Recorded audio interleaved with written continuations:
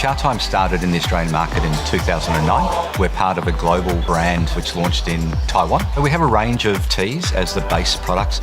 When myself and the leadership team started in 2015, part of our 6-month strategy review was looking at various aspects of the business, everything from our digital platform through to our marketing and tonality and comms. But when we looked at the IT infrastructure, it was prehistoric. So in wanting to look at how we scaled the business, we needed to get the infrastructure around our POS and our software to enable us to scale the business. And that's where the Redcat relationship came to play. They understand the retail landscape really well. And I think part of this relationship is they've been agile and nimble enough to understand that the business and retail in general needs to move quite quickly in relation, and digital is a key aspect.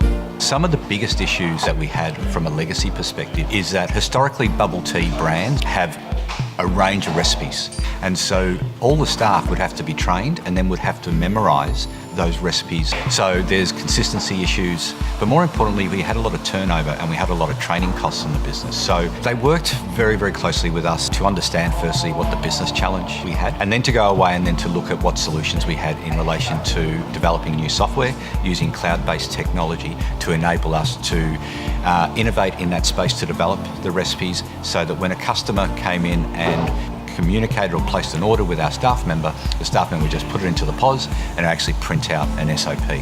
That enabled anyone who had minimal training to take an SOP, follow the steps, and actually to make the drink. That has had a significant impact from a bottom line perspective, but more importantly from a consumer perspective, we're now getting more consistent product out into the market. So at the moment we do have digital signage, so we've replaced the traditional print, etc. We will start to actually have a centralised platform out of the central support office where we will actually update the content centrally rather than having to rely on anyone in the locations to manually update content. The next stage is it's actually going to be integrated with the POS and software platform. We're also going to be pulling in APIs. So to give you an example, so when it's 12 degrees in Melbourne, we can have content change automatically to promoting a hot drink, for example, rather than an iced tea.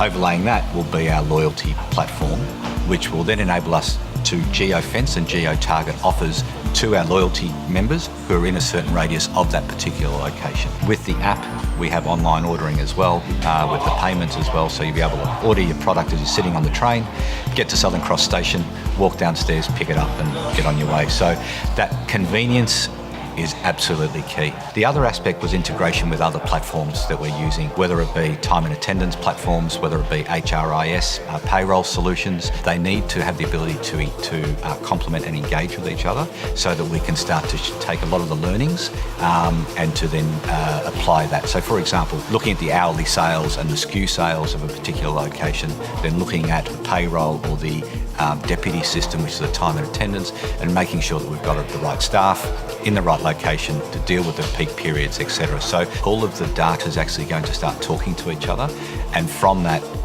goes into our business intelligence tools, and then we're going to start getting some really rich insights which we can then apply to the business and potentially make better business decisions with that data. So this digital innovation piece that we've been working on now since 2015 is starting to come to the fore as all this starts to roll out. It's quite an exciting time because one, insights that we're going to get from our loyalty members around frequency and their purchase habit is really key from a brand perspective, but more importantly we can share that with our business partners and show them how we can effectively improve their sales performance and improve their bottom line.